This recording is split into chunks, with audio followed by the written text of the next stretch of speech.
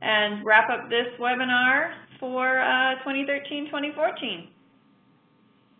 Jackie, thank you so much, and Carolyn and Jake for handling all of the technological aspects of our webinars. And I'm already looking forward to next year. But this one is a topic that I keep having people ask me about.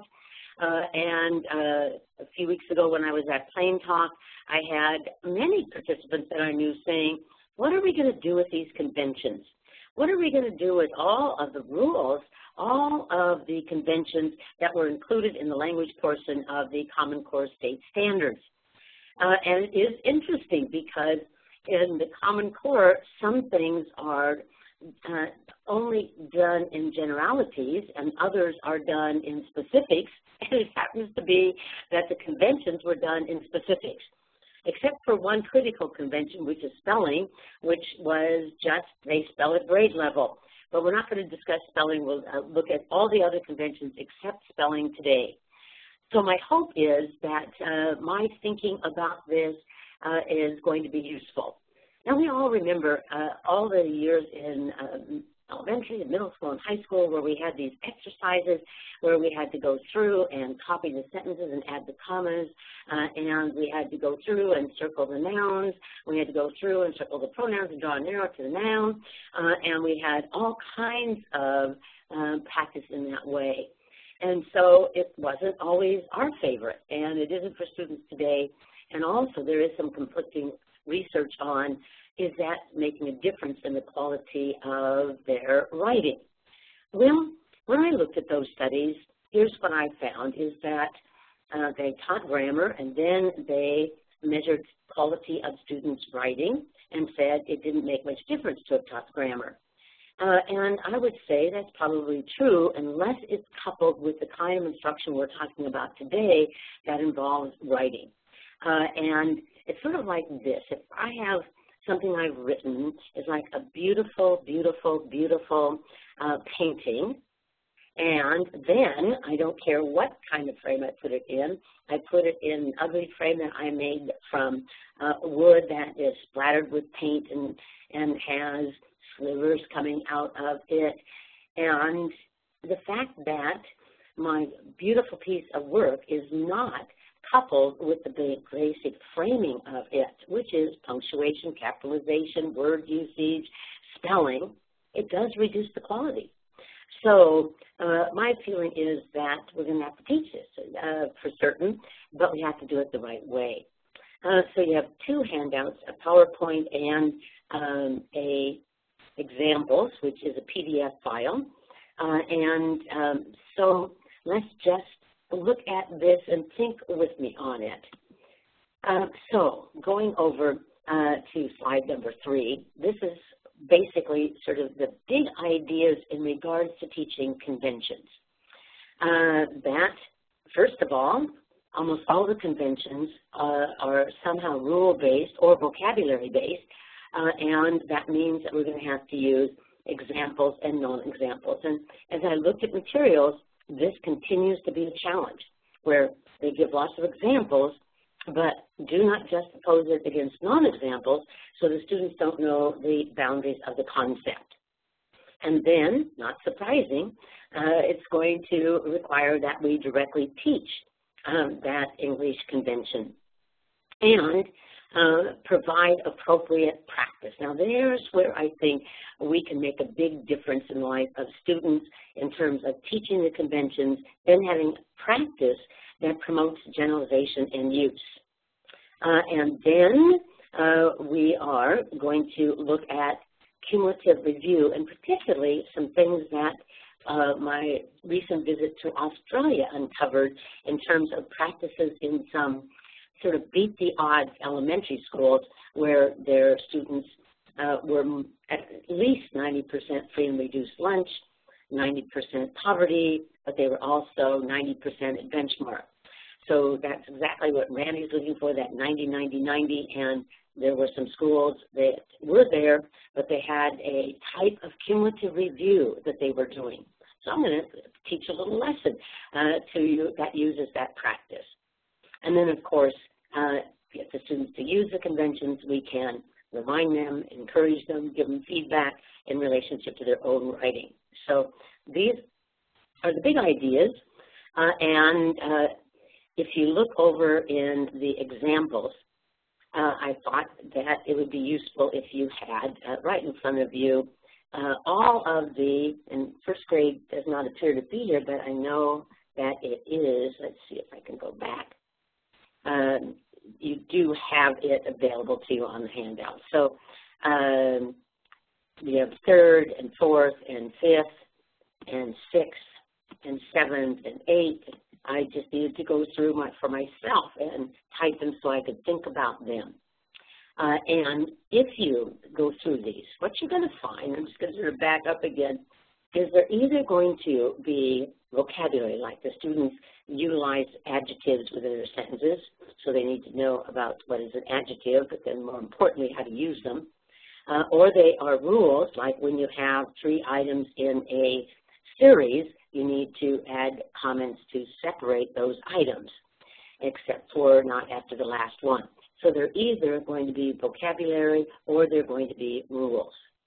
So this handout is just a reference for you, and we'll keep referring back to it. So going back to our PowerPoint, basically there are ways to look at this in terms of rules and in terms of vocabulary.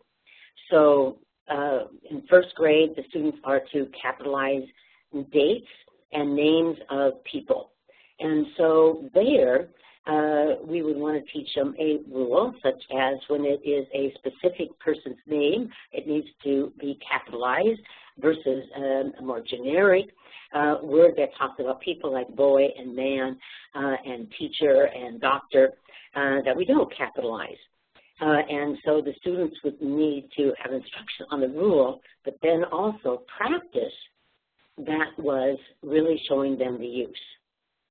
Similarly, in first grade, they have to put commas in dates, so May 12th, comma, 2014, and they also have to have commas to separate single words. And they have to capitalize holidays and product names and geographic names in second grade. So those would be all ones that are rules that would require both examples and non-examples and very explicit instruction. But again, it's going to be the practice that makes the difference. And some of them are really vocabulary, like use adjectives and adverbs and choose between them depending on what is modified. Well, I'm going to have to know what an adjective is or what an adverb is, but then I'm going to have instruction on its use. And they have subject and verb agreement, so they're going to have to ensure that subject, verb, and pronoun antecedent agreement. So they're going to have to know what a subject is and a verb is, and that will require vocabulary instruction before we taught them how to use it, utilizing I do it, we do it, you do it. Okay, so I just wanted you just to note as you go through them, and you can do this maybe for an entertainment this evening. You could go through and look at them and say, is there some vocabulary that we need to teach them, and then teach them how to use it. Well, so I just went through the grades and did the same thing, asking myself if it was predominantly rule instruction and then use, or predominantly vocabulary instruction and then use. So let's just hop down here like to the 6th grade, that they use punctuation like commas and parentheses and dashes to set off non-restrictive parenthetical elements. Well, that, even though there's some vocabulary there, it's predominantly teaching them a rule of when you would utilize those punctuation marks. Versus in 8th grade, they have to be able to determine if it is in passive or active voice and then manipulate that. For example, if it's in passive, making it active. So it's just interesting to look at it in that way. Is it a rule, which would demand examples and non-examples, and then instruction on use? Is it vocabulary that would demand examples and non-examples, and then use. Okay? Well, in my work on this project, I found online some very, very good references for you. And the company Right Steps has put online available the grammar reference guides.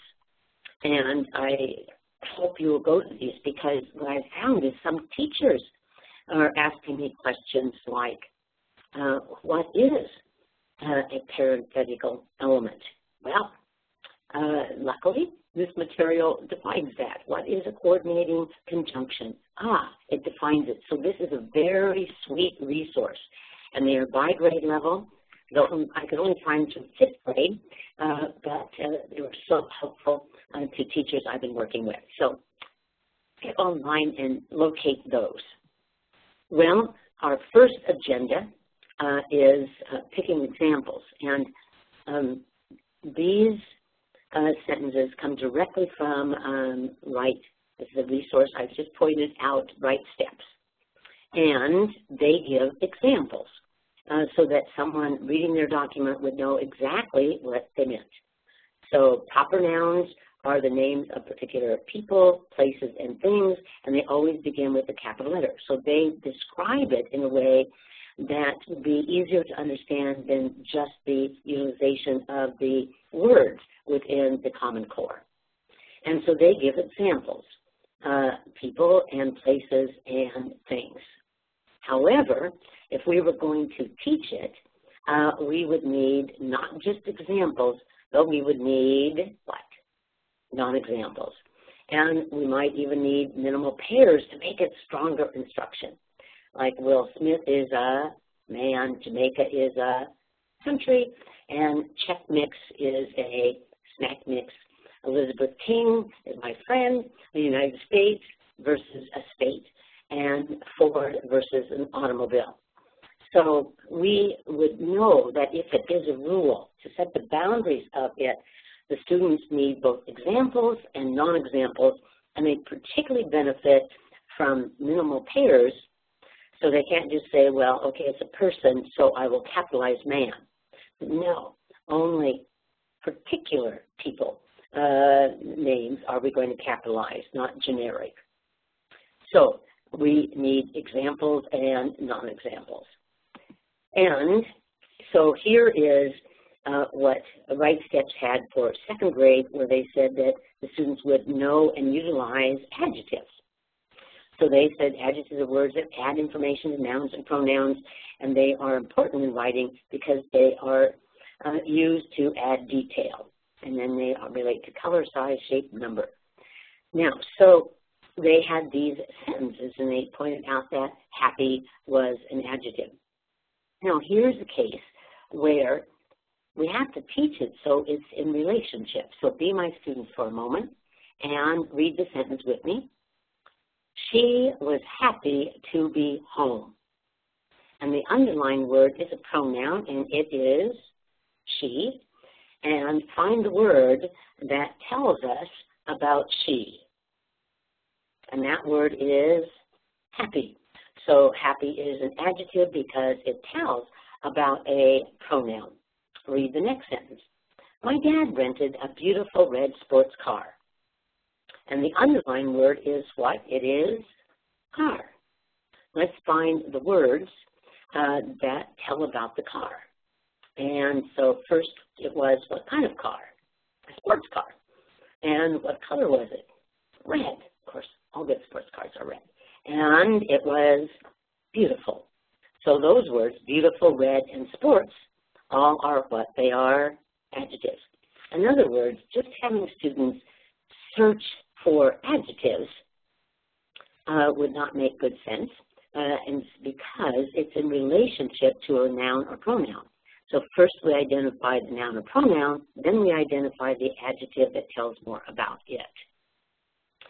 So being certain that we are teaching it in a way that we'd actually use it. Oh, I want to tell something about the car. I want to say something about the dog. So I need words that are adjectives. Now you say, but where's the non-examples?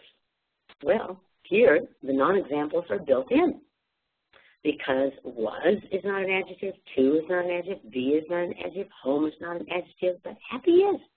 And so they are actually, in a sentence in this case, are built in. Well, let's look at another situation.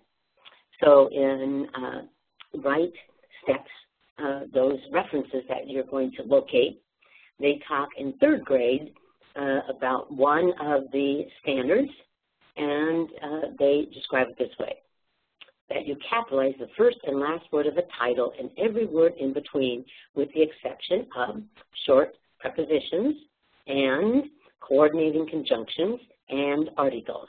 Those little short words. And then they give examples. And they gave 2 examples. I just added my favorite student's book that I'm just finished reading, Wonder. And so these are examples. And so we could put them embedded in a sentence so that the sentence would automatically have non-examples. So if we gave them this sentence, my favorite movie is Finding Nemo, and we asked them, so what is the title embedded in that? And they would say Finding Nemo. So what do we capitalize the F and we capitalize the N? Beauty and the Beast is a traditional fairy tale. What words are the title of a fairy tale? Beauty and the Beast. And so do we capitalize beauty? Yes. And nope, that's a conjunction. The, nope, little words. Beast, yes. And so we here, even in this sentence, we have a built-in example, Beauty and the Beast, and a quite clever non-example, traditional fairy tale. When I did the next one, the first sentence is, Wonder is a Wonderful Book by J.R. Palacio. And so the students, what is the title of the book? Wonder. And I actually put in wonderful to get them off track. So they would have to think, what is the title?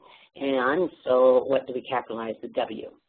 But so here we have, again, examples embedded with non-example words that are not titles. So this is a lesson that you've all learned really well, but not all of our curriculum materials have. We often have to add them. So just one last example. A compound sentence contains 2 simple sentences, each a main clause joined by a conjunction. A comma preceding the coordinating conjunction is used to separate the main clauses in a compound sentence. Now, this is the examples they gave. I worked hard on my homework, and my sister watched TV. And Malik played baseball, but Brent ran home to eat. So all of these are examples, and that was their intent. It's no negative about these resources, but if we were teaching it, it would not be adequate because the students pretty soon would just go through and add the comma before the conjunction, and they wouldn't have to think at all. Versus, I worked hard on my homework, comma, and my sister watched TV, because my sister watched TV is a standalone sentence, and so I need a comma before the conjunction. Versus, I worked hard on my homework, but didn't finish my assignments. So then we take didn't finish my assignments and ask, can it stand alone? No, it cannot stand alone. So do we need a comma? No. So again, the use of examples and non-examples so the students know the barriers. So this is the first big idea. Not the most important one today, but one that we have to remember. So we are going to be certain there's examples and non-examples, and then we're going to teach. And we're going to introduce a goal, and we're going to illustrate it with examples and non-examples. And then we're going to guide students in analyzing examples and non-examples. And then we're going to check their understanding using examples and non-examples. So this is directly what we taught in the TOT and illustrated in the book on explicit instruction. But let's just look at an example. So this is in your examples on page 11. And, you know, these are lessons that came from Rewards Writing Sentence Refinement program that I wrote with Mary Gleason and Steve Isaacson.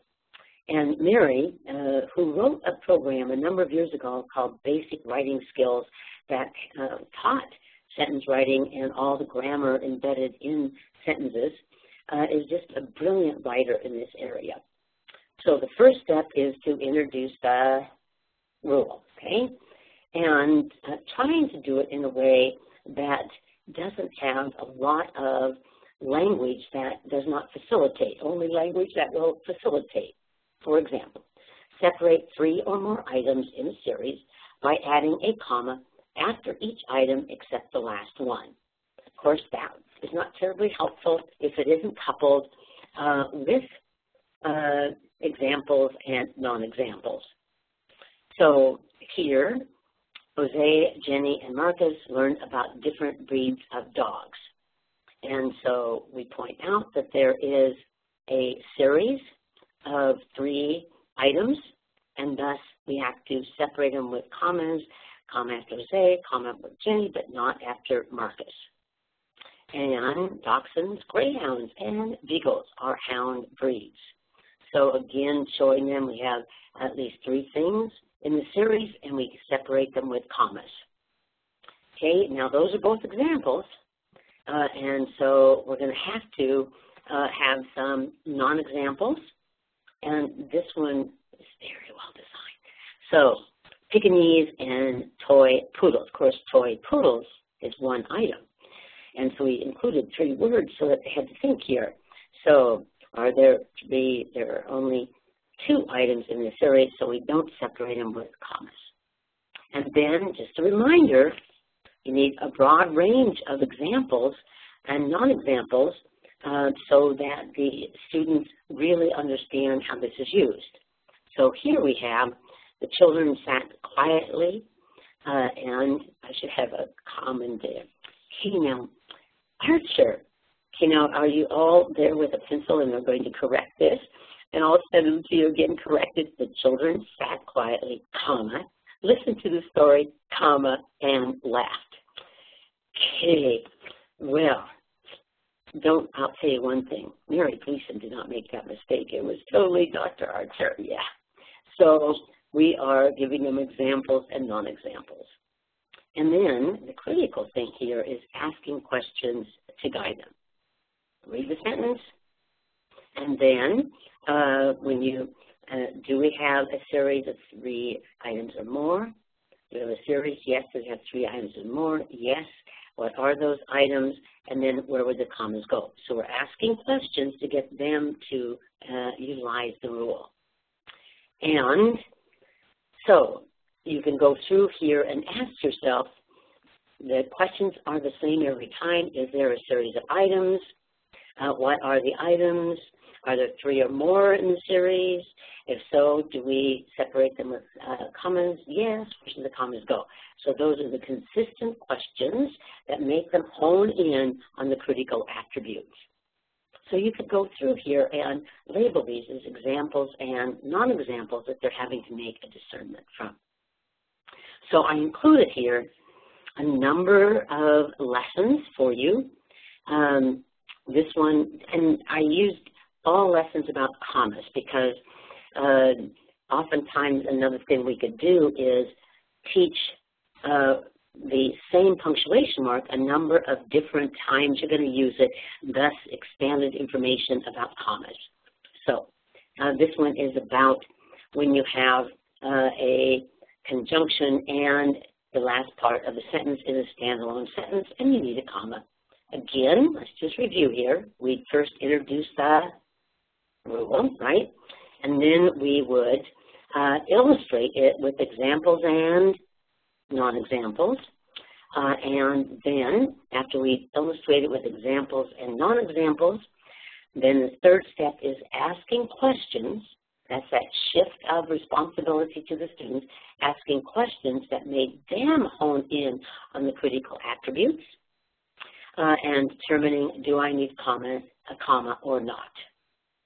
And after we have guided them, then we would check their understanding, where they had determined if there was commas needed. But here's something. If the students have other things that they have learned, when we go to check understanding on this generalization, we could also put in other conventions that we would ask them questions about. So here they had to find the conjunction in each sentence and determine whether you needed to add a comma, and then also add any other necessary commas. And then we gave them feedback. That's the critical thing with checking understanding, is immediate feedback, preferably item by item. And they had to, why didn't I add a comma after curing? Why didn't I add a comma before the conjunction but?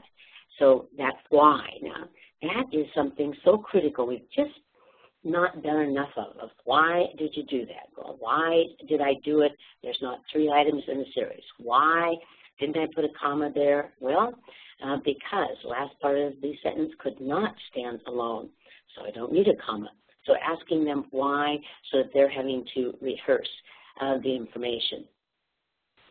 Well, the last example is just there to give you another opportunity to get this down, this absolute instructional routine. Introduce the rule, illustrate it with examples and non-examples, and then guide them by asking them consistent questions that hone them in on the critical attributes, and then ask questions that would check their understanding.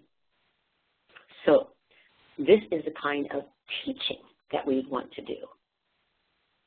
But I tell you, when I look at the books, first of all, the main thing that you have to watch in books is that they do not always utilize non-examples along with their examples, so the kids have to make a discernment. Do I put the comma in here? Do I capitalize this word in the title? They have to have examples and non-examples so that they can make that discernment. But that, to me, is not even the biggest problem in this area. The real challenge in this area is directly related to, let me hop over here, to the practice. Because most of the books, you look at it, and most of it is, I'm going to introduce a rule, and you're going to go through, copy the sentence, and add the capitalization and punctuation. Or you're going to have a sentence, and you're going to go through and circle the adjectives.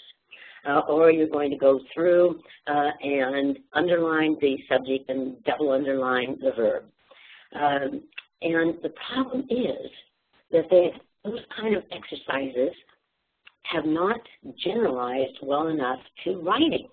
So that's why we have studies that say we taught grammar, but it didn't show up. Well, there's a number of possibilities. They may not have taught the conventions to mastery, so it would generalize, or the tasks that they were using for practice were so far removed from actual writing that they would not generalize.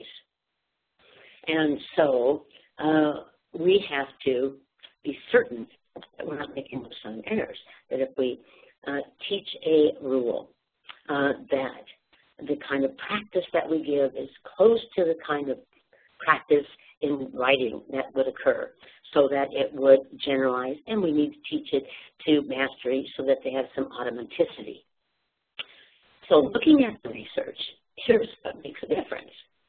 The practice, everything we've talked about, could be embedded in practice that is sentence combining, where you have a number of sentences and you're putting it together, or sentence expansion, where you have a kernel sentence and you add details that tell when something happened or where it happened or why it happened. Or I could design an assignment that required you to use a convention. Maybe I have taught you to put commas in a series. and I give you sentence starters. Maybe we have it all about me, and it says, these are the hobbies that I love, and then they have to add them. If I was to eat a meal, these are the 3 foods that I would want to have. And so they are required to have a series, and thus they're going to have to determine if they need a comma. And of course, we could be prompting the use of these conventions within their own writing. And not always, well, we'll get to that one, because we tend to correct all the errors ourselves, and the students are not really held accountable for doing it. So we'll have to also address that. So let me just reiterate here.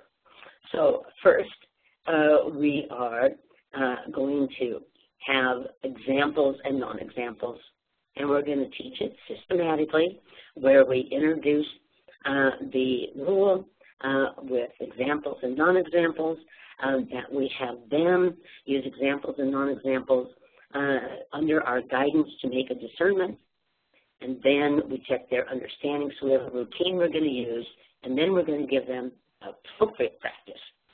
And they'll be so thankful they're not just copying sentences and adding to it. So let's look at some possibilities. And I'm going to start with my favorite, because many of these could be practiced using sentence combining. Much more thoughtful, more challenging, and more interesting to kids, and also would have more generalization to writing, because they write. So let's look at some examples of sentence combining. Okay, so at the top there, and again, I am deeply thankful for my co-authors' work on this within Rewards Writing Sentence Refinement. And so the rule that we also have a lesson for says you separate 3 or more items in a series by adding a comma after each item except the last one. And maybe we've taught that rule, we've gone through the instructional steps, and now we're going to practice it. And one way to practice it is sentence combining. So Jose learned about different breeds of dogs. Jenny learned about different breeds of dogs. Marcus learned about different breeds of dogs. We combine those, and we have Jose, Jenny, and Marcus learned about different breeds of dogs. See how that in itself has so many more outcomes besides having embedded practice of conventions. First of all, it is making you really think about the construction of sentences. And we know that it improves, if you do lots of sentence combining, it improves the quality of your sentences. So we have convention practice, sentence practice. It also has been shown to make a difference in terms of sentence comprehension, because it makes you hone in on what a sentence would mean. Isn't that cool? That we can get 3 for 1 here, at least. Sentence sense, conventions, and sentence comprehension. Well, we have to give them a variety. So sporting dogs include Cocker Spaniels. Sporting dogs include Golden Retrievers. Sporting dogs include Irish Setters. Sporting dogs include Cocker Spaniels, Golden Retrievers, and Irish Setters. You can see that this is also going to be more interesting than the kind of practice we've often given kids before, right? A sentence, copy it, now add the punctuation. This is a much more similar to the kind of thinking that you need to do. But here's another benefit, that one of the critical things we do when we edit our work is ask, are there sentences we could put together? Could we combine sentences? And so we have practiced that many times so the students would have it. So you can see here, sentence combining, yay, perfect practice. Well, let's give another example. Put a comma before but, and, so, or, nor, for, or, yet.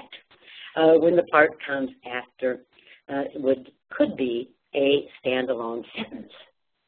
Okay? And so this is a sentence about a middle school child who won an award for movies. And it starts out, since 1991, Nick Rossi, I have to figure out that pronunciation, has won awards for 2 other movies. And so add one of the following using parallel construction. Another one of the standards in the Common Core.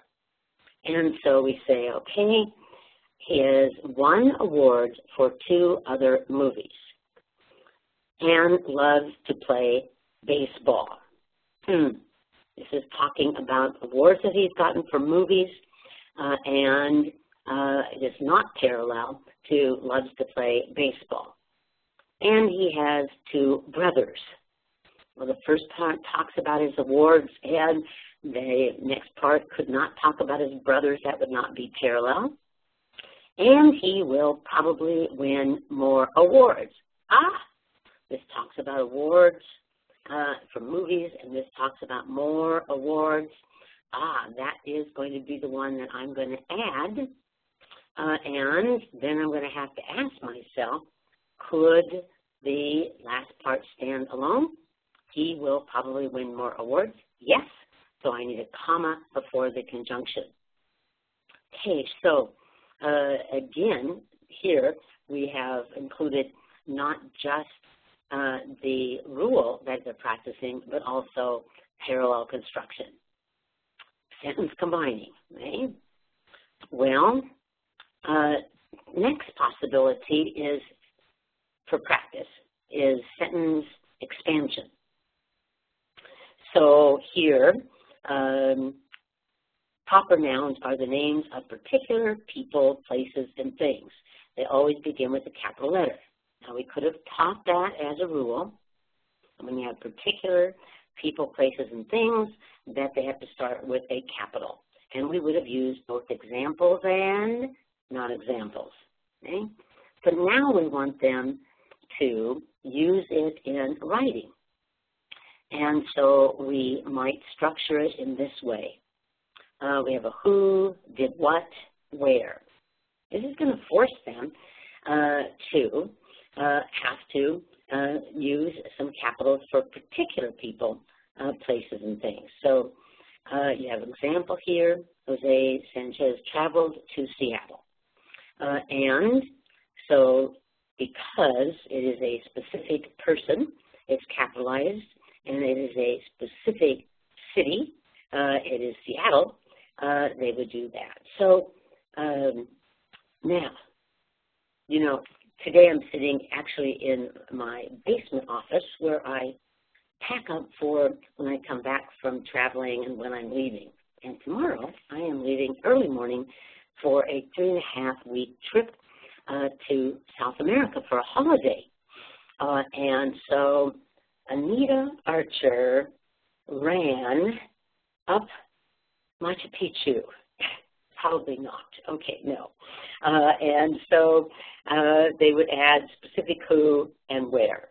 But see, this is again different than going through and underlining all the words that need to be capitalized and capitalizing them. This is a step closer to their writing, thus has a higher probability of generalization and use.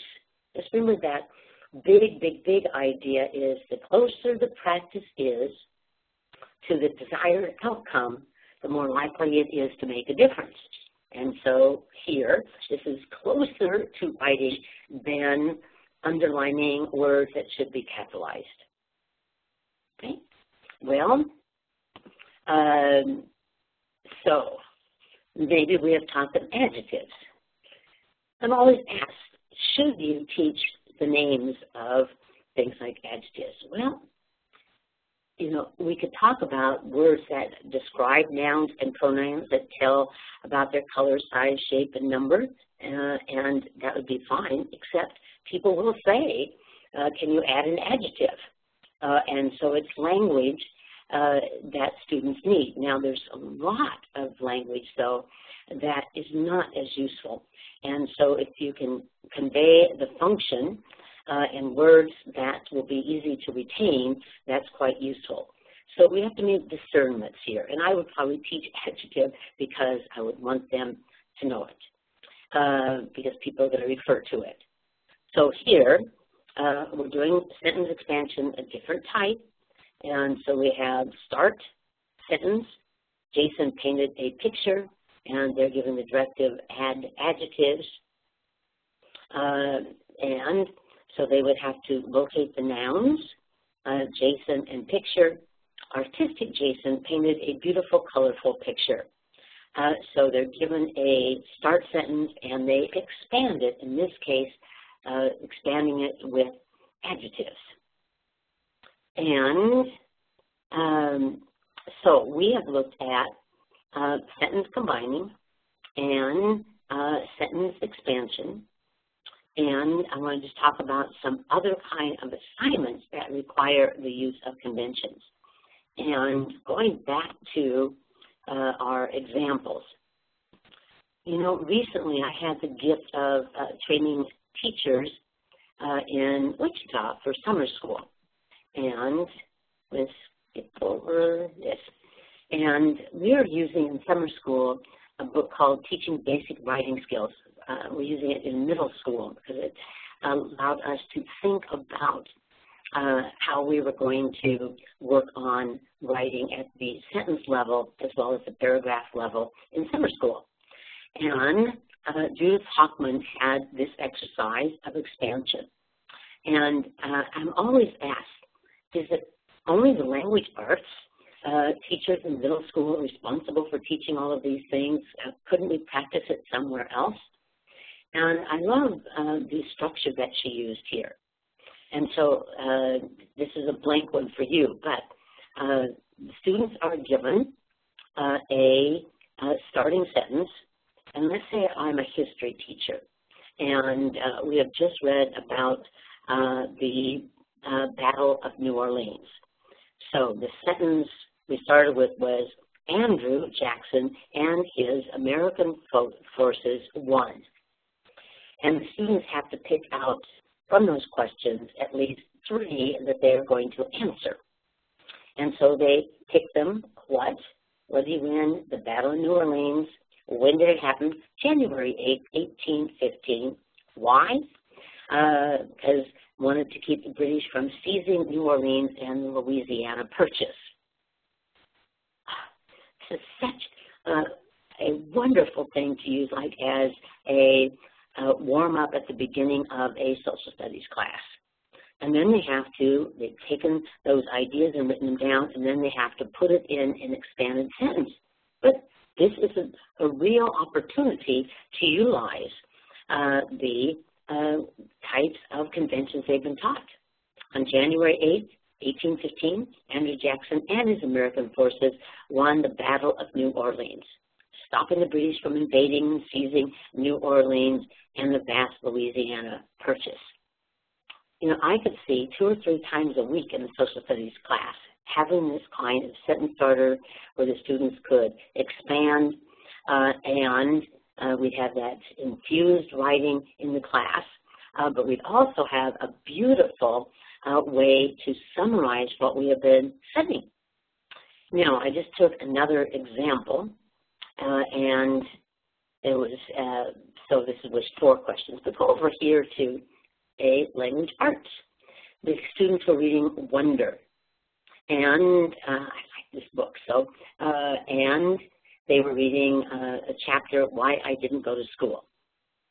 And the next day they came in, and they had to answer 3 of these questions with a sentence starter. August is going to school. And they had to add a who, a what, a when, a where, a why, or a how. And this is infusing all of those conventions into a real assignment that would be a very good assignment for comprehension, but also would improve the quality of their sentences and be a great way to have infused writing. So they answered, picked the question they wanted to answer, they wrote down the answers first, then put it into a sentence. I mean, wouldn't you want kids to be able to say, in the fall, August, a boy with facial deformities will go to school for the first time because he no longer needs to be homeschooled because of frequent surgeries. So they have an element at the beginning of the sentence. They have to have a comment there. And so I just think that the kind of practice that we've given is our real problem. Now, in our last few minutes, I want to have time for your questions, so be thinking about it. So when I was in Australia, in Queensland, teaching all the teachers who had read Explicit Instruction there, and it was just a totally delightful time, but I did meet some principals and their teachers who had really done beat the odds. And one of the things that they had done is in elementary school for foundation skills, they added some sort of rapid fire review based on some of the work of John Fleming, where the students had been taught information. This was not initial instruction. It was basically cumulative review, where the students would recite information, they then would recall it and apply it. So I had an opportunity to do this in the second grade, and I'm going to share with you what I did. And so you better be ready. Okay. So everybody, read the first line with me. Proper nouns are names of particular people, places, and things. So the names of particular people, places, and things are called what, everyone? Proper nouns. So proper nouns are the names of particular people, places, and things. Good. And proper nouns also begin with a capital letter. So if I have a proper noun, it will always begin with a capital letter. All right, well, let's have some examples. And we're going to look at these pretty quickly, so be right with me. Not boy, but Roy. Okay, now, Roy is a particular person, so it begins with a capital. Not girl, but Pearl. Okay, Pearl is a specific, particular person, so we capitalize it. Okay, not man. No, man is not a particular person, but Tommy Romahan. Okay, not woman, but Janice Hayden. Not teacher, but Ms. Anderson. Not city, but Oregon. The Portland. Not state, but Oregon. Not month, but June. Not day, but Monday. Not holiday, but Valentine's Day. Not river, but Columbia River. Not road, but Maple Avenue. Not tissue, but Kleenex. Yes, Kleenex is the name of a particular thing, not just general tissue, it's particular. Okay, so we did that very rapidly, and then we went over here. So proper nouns are names of particular people and places and things. Proper nouns always begin with a capital letter. Get out your whiteboard. And not boy, not the word boy, but, like your example, fold it up, and it should be with a capital. Not girl, but fold it up. So rapid fire that they're going to spend maybe 3 minutes on at the beginning of language arts. And they're going to make it cumulative. So the teachers had these PowerPoints where they had slides and they only used certain slides certain days, but they kept going back over it because their thought was, and I certainly agree with it, is there's some things like if it is a particular person, place, or thing, you better capitalize it. And that needs to be with automaticity, and that might take more practice to get deep neural pathways. So I'll just share with you the other things that I did that day. So they had done contractions recently, and so again, be my students. A contraction is a shortened word or phrase. So if I have a shortened word or phrase, it might be called a contraction. The apostrophe shows where letters have been removed. So when letters have been removed, instead we put in an apostrophe. So get ready. Are not equals aren't. A-R-E-N, apostrophe T. Now you got to get your hand ready for the apostrophe. And get that on the okay, so let's try it again. Are not equals aren't. Spell it. A-R-E-N apostrophe T. A-R-E-N apostrophe T. Could not equals couldn't. Spell it. C-O-U-L-D-N apostrophe T. Oh, they took out the O. Does not equals doesn't. Spell D-O-E-S-N apostrophe T. So they're meant to be fast-moving types of activities that are done over time. And then you move from reciting it, recalling it, and also applying it. So here they had to apply it or not, and they'd write it down and show it. See, I do think they have wisdom here, and that they are really trying to get students to have this in long-term memory with automaticity. So one of the ones I did in this class also, and each of these are like 2 minutes, was a review of irregular verbs. Okay?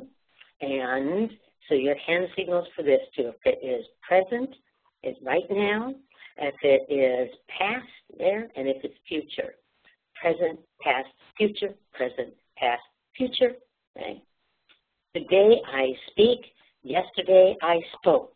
Today I write, yesterday I wrote. Today I go, yesterday I went.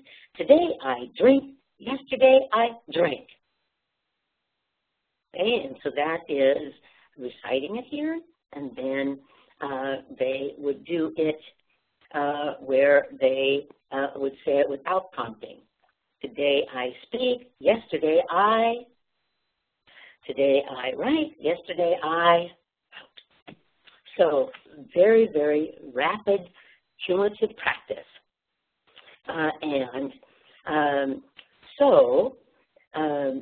Let's pop back to the PowerPoint and I threw in some books because I'm sure you're in desperate need of summer reading. So when you get this, my 3 favorite books. Oh, Explicit Instruction, Effective and Efficient Teaching. Instruction, well, it's a good book. You might want to look at some of it. So let's see what kind of questions we might have. And if you have a question, because I specifically left a big 6 minutes to respond to them, but I do want to just summarize here. Examples and non-examples, instructional routine to introduce it, practice that involves writing but not laborious, but thinking and writing, combining, expanding, and particularly in the youngest grades for things like in punctuation and other kinds of conventions, having this quick cumulative review so that the students put it in permanent memory, not just in working memory. All right, do we have any questions today? The 10 dedicated teachers that are here, even as your school year is winding down. Actually, I see a friend from Nebraska, and I saw that this morning on the news that Nebraska had snow once again in some parts of Nebraska. Oh, bless you, Nebraska. Okay, no questions, comments? Yeah, I don't see any questions yet, Anita. Well, you know, my hope is that this will be useful to you. And I know we had covered like a whole morning's worth of work in an hour. So, but I hope that the examples will be ones that you could go back through and really take in. And then be able to use those as examples when you're training others. So we are going to be off for the summer, back in September. We will send you those dates, but I want you to send me topics. We did today because someone begged, and I'm so thankful that they did because it made me study again, be thoughtful about it, and I always love that. So if I don't have a chance to see you this summer, may you have a very, very blessed summer, and may we continue to teach children with great passion and to manage them with great compassion.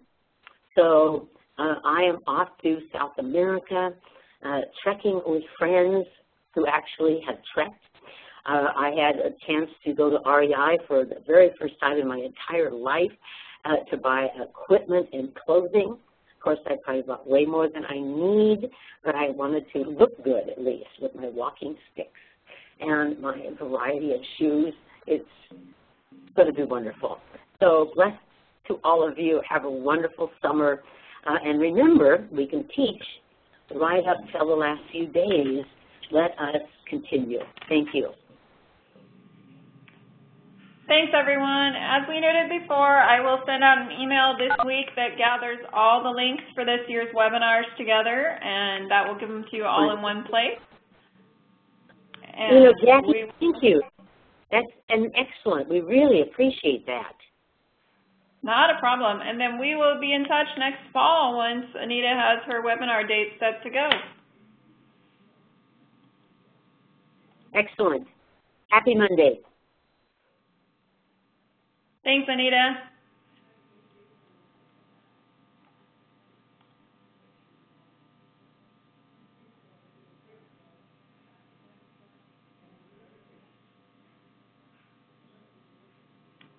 I don't see anything else coming through, so I think we're good to wrap up.